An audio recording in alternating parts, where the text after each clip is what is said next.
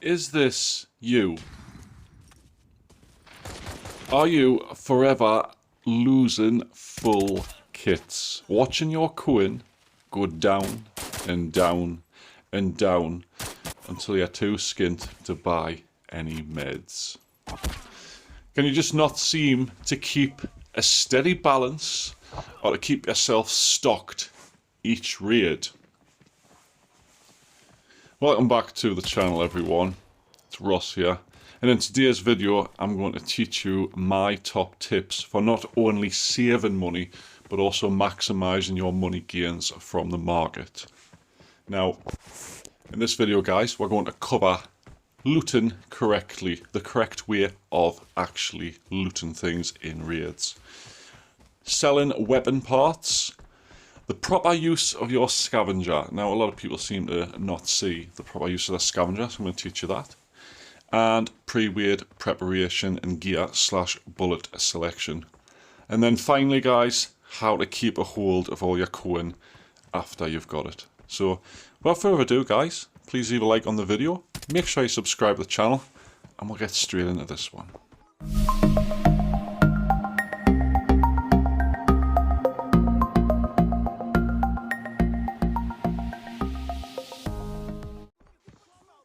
Now, before we get into the tips, guys, please direct your attention to the description of the video if you are looking for a little edge when you're playing and you haven't actually tried thumb sleeves yet for your game. And I do recommend you go ahead and click the link in the description.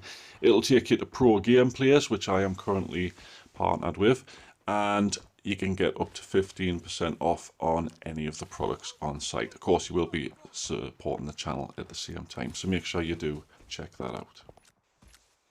Right, guys, in the background you're seeing a little gameplay I did earlier today where I decided to camp out some campers. You may have seen the short earlier on where I did actually kill the person, which is in this video. I decided to camp the camp spots that they usually go to on Valley. Anyway, guys, first of all, when it comes to looting, right, this is where people are always looking for the big loot. Now, most of the time, you're looking for the gold items in the safe, you're looking for really kitted out players to take all their stuff, and you're just waiting for that massive loot. Everybody does it, I do it all the time.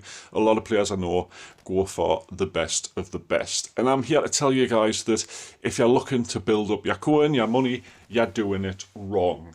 Now, what you should be doing is picking up absolutely everything. Now, occasionally you'll come across a player, you kill them, and their backpack is full of loads of useless, cheap stuff, and you're thinking, why is he picking the toothpaste up? Why is he picking up the light bulbs and, you know, the horseshoes and stuff like this? And you're thinking, what's the point? They're not worth much. And yes, you're right, they're not worth much whatsoever.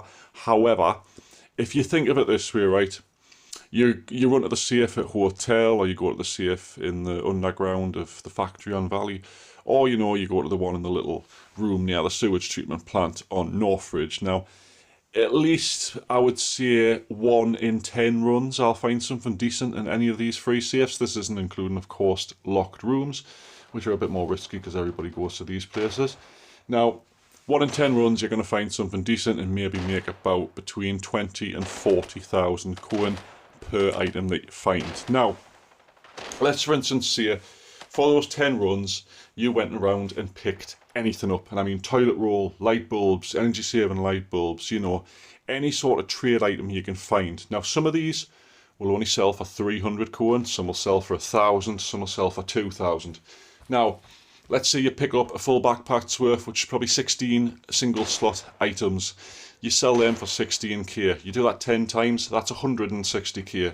Now, if you don't pick these up and you're waiting for the gold item, or you're waiting for the decent geared player to come along, you're missing out on potentially over 100,000 worth of coin because you're too snobbish, I'm going to use that word because I do it, to pick up something so cheap because you don't think you're going to make money. Every little bit will add up to so much more. You can literally sell anything in a raid, and 20 items worth 1k, it's the same as finding one worth 20k. Just bear that in mind. So guys, next, when you find a weapon in a raid, now I mean a weapon from a scav, or you find one in a box, or you find one from another player, depending on how kitted out it is, going to have more attachments on it. Now, it's very easy to sell this to the vendor for between 1 and probably 6 or 7,000 coin, which is a good source of income if you want quick cash, if you're running low on space, etc. Now, let's, for example, say you can sell a bare MP5 for roughly between 10 and 20k on the marketplace. However, if you strip it down to individual parts, I mean the stock, the pistol grip, the barrel, maybe it's not the magazine, but every single bit of it, and you sell these individually on the market as like separate items, you do actually make more than selling the full gun itself, because people will automatically buy these parts when they're making up gunsmiths of that weapon. So I wouldn't recommend doing it with shotguns or SKSs or anything, stuff like that that's not very sort of uncommon, that people can't just get a hold of themselves. But MP5s, MPXs, M4s, etc. that you find, even the M96s and stuff like this, you can strip them down and sell them for sometimes 3 times the price you would if you would sell them as just the gun. So when you find a gun that you don't want to keep, you don't want to keep a hold of it, you're thinking about just selling it, make sure you do press the little magnifying glass on the bottom right while you're in the warehouse, strip it down to the bare minimum parts and sell each individual part of it. Right, next guys, we're going to talk about your scavenger. Now, you may have reminded yourself of a video I did a while ago of how to get rich, which was basically I would spawn on my scavenger, I would go into the villa, resort, whatever it is on map 3.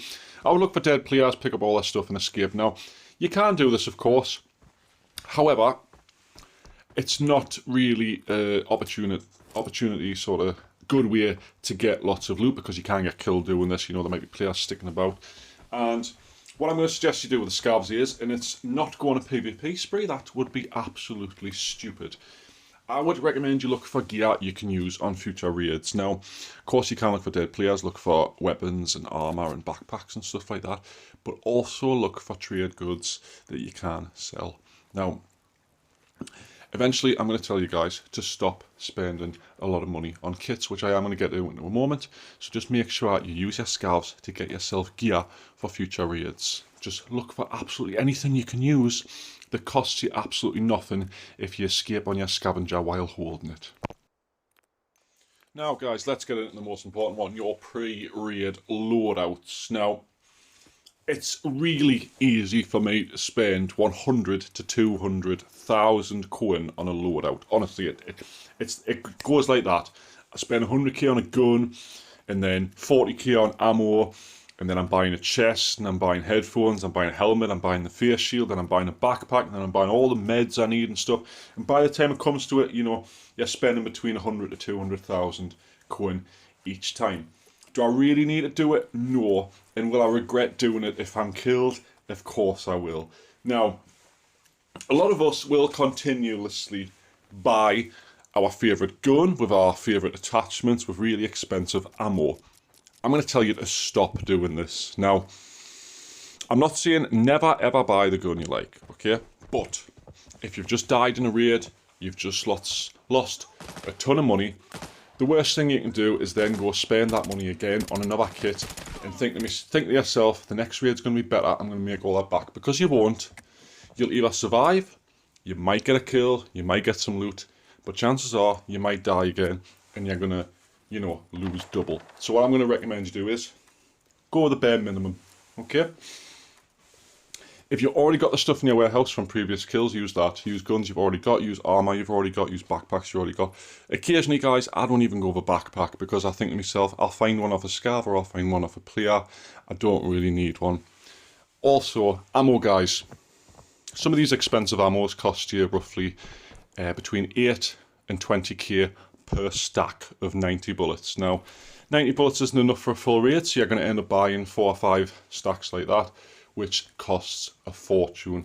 Now, you can't put it in your safe slot, but the ones in your ammo, your ones in your magazines, your ones in the gun and stuff, if you die or lost, then you're going to have to replace that, you're going to have to replace the gun, etc. So, go with the bare minimum. Just go with what's suited to the map and mode that you're going on.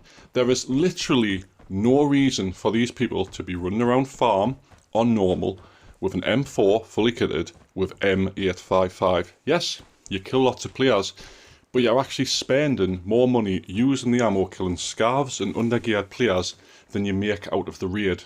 Now, you can do just the same with cheap ammo. You might use a bit more of it, but it'll not be as expensive as the expensive ammo, as well as if you use a cheap gun. That way, if you die on the low level map, you're not losing that much, but from the gear that you actually gain from surviving, you're going to make a profit, and you have to gradually do this until you start building up again. So, like I say, take what's suited to the map or mode. If I go map 2, I take a DMR. If I go map 3, I take a sniper rifle. If I go farm, I take an SMG. If I go blockade mode, I'll use higher tier ammo because I need it for the players that are going to be in the match as well as the bots. I don't need it on lower difficulties. So guys, like I say, once you've started making the money, if you're following all these steps to a T, you know, you've started to build your coin up, you're seeing a real difference in your total cash amount game after game. Even if you lose, you're not really that bothered because it didn't cost you very much to go into the raid in the first place. The hardest part is keeping it, believe it or not. The temptation to spend it is very, very high. Believe me, I know. If you've seen us live streaming, you know how much money I waste on live streaming. I'm absolutely hopeless. Thankfully, I follow these steps when I'm not live streaming so that I start building up the money for when I am streaming, just, you know, because it's better for you, the viewers. Now, if you do keep up the previous tips, you'll have the money needed to go all out before each seasonal wipe. Now, obviously, this is a closed beta test right now, guys. The end of this, it wipes completely. Everything's gone, your account's gone, everything like that. And that's why the developers are throwing free gear at you. All these free bundles you're getting and stuff, you'll not get this in the actual version. This is just for the test. So chances are, when you go into a raid in the full version, not everybody is going to be running around in tier 4 or 5 with M855 on the M4 AK102. It's not going to be realistic. Most of them sort of players will be in the high tier loot zones, on the higher maps, blockade, TV station, etc. So, to take from this video, guys, basically sell absolutely everything. Loot absolutely everything. Make sure you're not wasting money. And make sure your loadout is fit for purpose. Make sure it's not too much for the map you're going on. Anyway guys, I hope this guide has helped you. I know a lot of people have been requesting it from your live streams and stuff. How do I make money? This is how you make money. This is how you're going to be rich on the game if you're not already. And this is how you see all these people with millions of coin and they've got all the gear they want and stuff, because they follow a similar, if not the same practice as I've just explained in this video. Anyway guys, thanks so much for watching. I hope you have enjoyed it. If you do, please leave a like, make sure you subscribe to the channel, and hopefully I will see you in the next one. So thanks so much for watching. Bye bye for now.